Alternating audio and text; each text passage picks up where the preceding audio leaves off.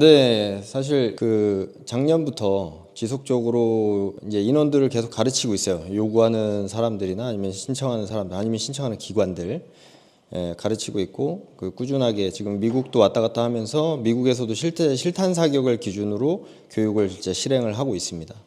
그래서 여태까지 미국에서 수료된 교육생은 실제 종목별로 보면은 한 15명 정도가 실제 수료가 되었고, 올해도 역시 매 기수 이제 3개월에 한 번 나갈 건데, 미국에 갈 때도 올해도 분기별로 4명에서 많게는 8명 정도 수료할 거라고 판단하고 있습니다.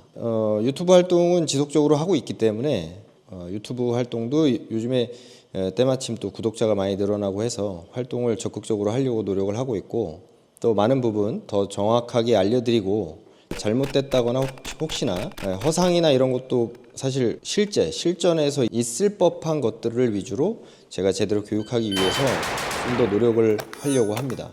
네, 지금 대한민국 사격 교범은 실제로 이제 총 4권이 출판이 될 예정입니다. 실제로 볼륨 4까지. 볼륨 1은 0점이고, 볼륨 2는 실제로 더 리얼 CQB 앤 미드레인지 슈팅이라는 제목으로 이미 가제목을 다 설정을 해놨고, 그 다음에 이제 볼륨 3는 실제로 더 리얼 스나이퍼라는 개념으로 접근을 합니다. 그 다음에 마지막 볼륨 4는 이제 울트라 롱레인지와 관련된 내용과, 그 다음에 추가적으로 신기술 위주로 해서 실제로 총기 사격에 더 디벨롭할 수 있는 부분들을 이제 설정해서 출판을 계획하고 있습니다. 근데 기간은 짧게 잡지 않아요. 왜냐하면 제가 지금 대한민국 사격교범 출판 계획을 실제로 연구를 하면서 실제 검증된 내용을 바탕으로 해서 제가 책을 작성할 거기 때문에, 실제 최장 시간 볼륨 4까지 나오는데 걸리는 시간은 최대 10년 정도를 보고 있습니다. 그래서 현재 볼륨 2에 대해서 작업을 준비를 하고 있고, 지금 앞으로 볼륨 3나 볼륨 4 같은 경우는 너무 빠르게 기대를 하지 마시고, 천천히 제가 천천히 연구하고 그 다음에 검증하는 과정들을 그대로 보여드릴 거고, 그 과정은 유튜브를 통해서 아시게 될 겁니다. 그렇기 때문에 기다리는 것도 그닥 지루하진 않으실 거라고 판단하고 있습니다.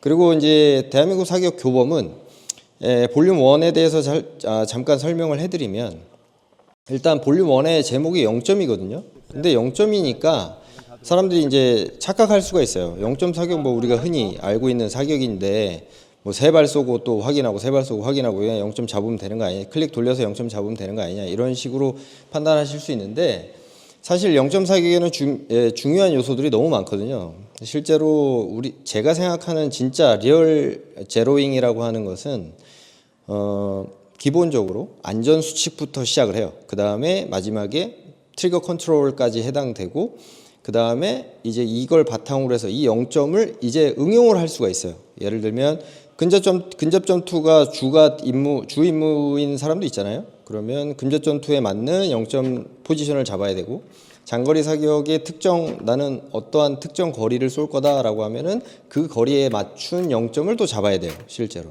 그러면 그런 0점들을 다방면에서 필요에 따라서 자유롭게 변화시킬 수 있고 자유롭게 쓸 수 있는 그런 것들을 할 수 있도록 되게 광범위하게, 사실은 0점이라는 것에 대한 단순한 면이 아니라 과학적인 면을 그대로 다 담았거든요. 그렇기 때문에 누구나 필요에 의해서 나는 어느 0점이 좋아 이런 게 아니라, 필요에 따라서 얼마든지 0점이 마음대로 변화시키면서 쓸 수 있다라는 거를 이게 참고할 수가 있거든요. 그렇기 때문에 그런 부분에 있어서도 굉장히 도움이 될 거고, 그 다음에 이거는 순전히 초보자부터 전문가까지 다 활용이 가능합니다. 왜냐하면 0점을 그동안 잡는 과정에서 안전수칙이나 총기를 제대로 다루지 못하는 것 때문에 오히려 0점을 못 잡는 경우도 있고, 혹은 사수결함 때문에 0점을 못 잡는 경우도 있기 때문에, 그러한 기초적인 부분들까지 다 처음부터 순서대로 되어 있어요, 실제로. 그래서 초보자도 분명히 아주 쉽게 배울 수가 있고, 전문가들은 좀 더 깊이 0점에 응용하는 것들, 0점을 통해서 응용해서 내가 사역하는 것들까지 다 배울 수가 있기 때문에 굉장히 광범위하게 사람들이 전문적으로 사용할 수가 있다라고 보여집니다. 그다음에 이제 마지막 챕터, 그러니까 제가 이 챕터가 실제로 파트가 1, 2, 3까지 있어요. 이 안의 내용은.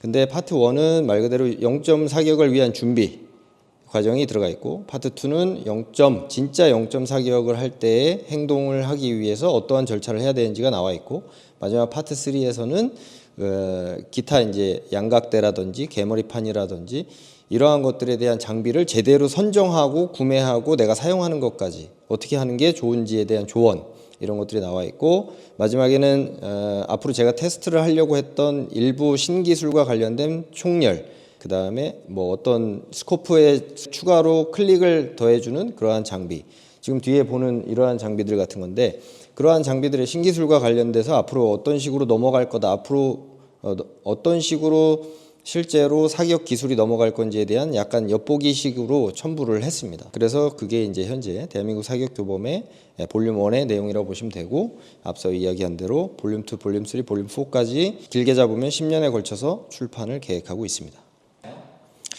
사실 이 부분에 대한 질문을 많이 받아요, 실제로. 그런데 이런 게 있습니다. 이게 그 배우기 전에 이제 겉으로 보여지는 내용들을 보면 사실 우리가 제일 보기 싫은 게 보통 뭘까요, 이게?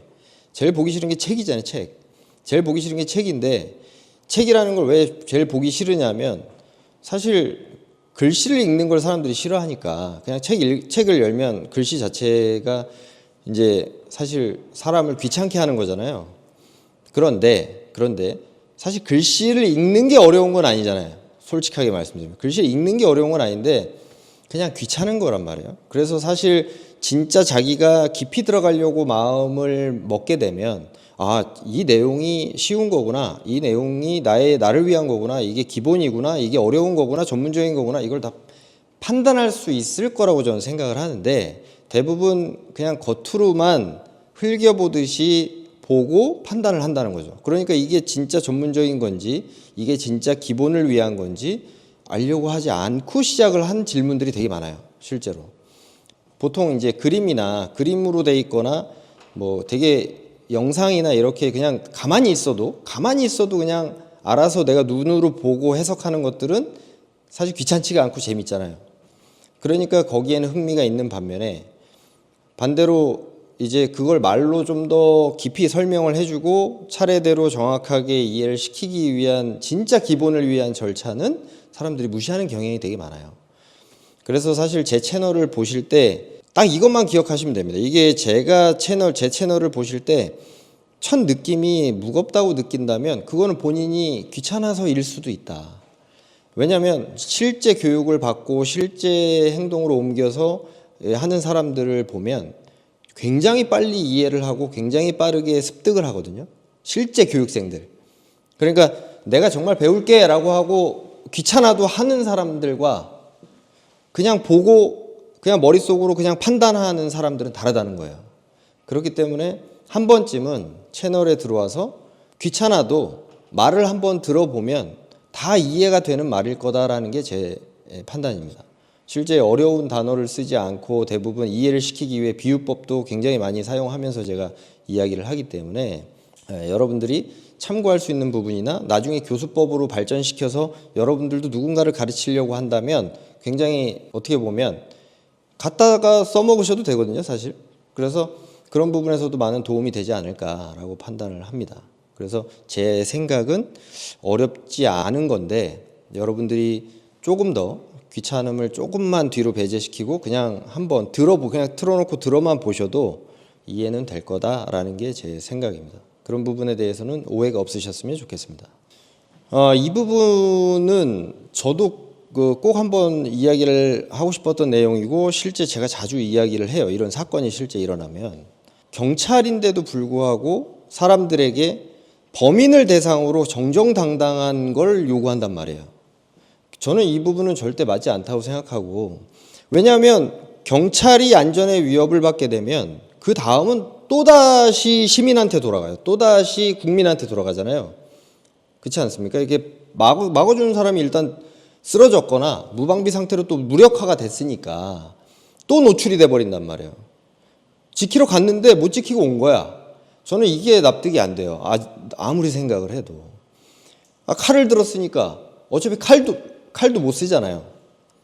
몽둥이 써야 됩니다. 몽둥이. 칼 든 사람한테 총 쓰면은 이게 정당방위가 아니라는 판결이 실제 날 수가 있기 때문에 저는 이런 부분에 있어서 이건 논란의 여지가 없는 건데 사실은 예? 그렇잖아요. 이게 내가 보호를 하기 위해 총을 사용하는 게 첫 번째로 사용하는 건데 이건 논란이 될 수가 없다. 근데 이제 더 자세히 말씀을 드리면 이게 순서가 얘네가 지금 우리나라의 현실이 순서가 어떻게 되어 있냐면 먼저 구두 경고를 하죠. 구두 경고하고 테이저건을 뽑아 들고 또 테이저건을 뽑아 든 상태에서도 상대가 보고 나서 위협을 느껴서 알아서 투항을 하게 되면 문제가 없는데 계속 문제가 되면 계속 권고를 합니다. 투항 권고를 해요. 그죠? 근데 그 상태에서 안 되면 이제 쏩니다. 한번 보세요. 생각을 해보세요. 그 과정들. 지금 벌써 턴이 저 사람한테 그 범인한테 돌아간 턴이 어마무시하게 지금 턴이 계속 돌아가고 있어요. 말을 하느라고 신경도 못 쓴단 말이에요. 사람은 어떻게 동시에 어떤 일을 동시에 못 합니다. 실제로. 그러니까 턴이 이 사람이 테이저건을 쏘기까지에 이미 벌써 턴이 3번이나 있어요. 그 범인한테. 공격권이. 그리고 그 이후에 만약에 테이저건 빗나갔어요. 이번에 사실 테이저건 빗나갔거든요. 빗나가니까 어떻게 해요? 공격 당했어요. 그러니까 턴이 또 돌아간 거야. 턴이 또 돌아간 거예요. 턴이 돌아가고 나니까 엄청나게 상처를 입었잖아요. 실제로. 그 상황에서 만약에 죽었으면 어떡할 거예요? 이제 무력화된 거야. 경찰이. 무력화된 거죠. 분명히 나는 총기도 달고 있었어. 총기도 달고 있었고 무기란 무기는 다 있었어요. 분명히 제압할 수 있는 게 있었어. 근데 그냥 허무하게 죽음을 맞이할 수밖에 없었던 거죠. 사실은. 그럴 가능성은 너무 많고 이번에 저는 생각한 게 경찰의 대응이 아니 어떻게 이런 수준에서도 매뉴얼대로 했을까? 저는 너무 놀라움을 금치 못하고 그 상황에서도 그걸 지키려고 했다는 건 그만큼 엄청나게 위에서 압박을 했다는 거예요. 그런 걸로. 안 그러고서 어떻게 그거를 그렇게 칼을 맞는 와중에도 정확히 공포탄 먼저 쏘고 실탄을 쏜다라는 이 순서까지 말이 안 된다고요. 이건 정말 잘 대처한 거고 칭찬을 해도 모자른 거예요. 솔직하게 얘기하면. 저는 앞으로 이분이 살아계시니까 뉴스가 분명히 금방 잠잠해질 거란 말이야. 근데 분명히 만약 돌아가셨다면 이거 엄청나게 큰 이슈가 될 거예요. 분명히. 이슈가 됐을 거예요. 분명히. 그럼 그분의 희생을 계기로 법이 바뀔 수도 있지 않았을까? 이런 저는 안 좋은 생각도 했어요. 솔직하게. 너무 어처구니가 없으니까 이런 걸로 논란이 된다라는 건 국민을 지킬 수 있는 지금 우리 치안이 유지가 되고 있지 않다. 저는 그렇게 보는 거예요. 너무 경찰조차도 이렇게 위험한데 그럼 앞으로 지구대에서 누가 솔직히 얘기하면 서울같이 사람 많고 그죠? 언제든지 위험 요소가 상대적으로 사람이 많다는 건 비율적으로 높다는 거잖아요. 그런 곳에서 누가 자원에서 근무를 할 것이며 누가 자원에서 출동을 할 것이며 앞으로 그런 것들이 어떻게 될 거냐 이거죠. 그리고 이번에 여경 문제도 있었지만 저는 그거를 무조건 여경의 탓으로 돌려서는 안 된다고 생각해요. 저는 이거를 시스템의 문제라고 생각하고 훈련의 문제라고 생각하기 때문에 법을 먼저 바꿔서 훈련한 대로 진짜 수행이 가능하게 임무가 수행될 수 있도록 안전하게 임무 수행될 수 있도록 테이저건도 바로 사용할 수 있고 혹은 사격도 총기를 제대로 교육받으면 사실 이 부분이 되게 중요한데 애초에 총기 사용을 허락을 했다면 애초에 총기를 뽑은 상태로 상대를 조준했을 거 아닙니까?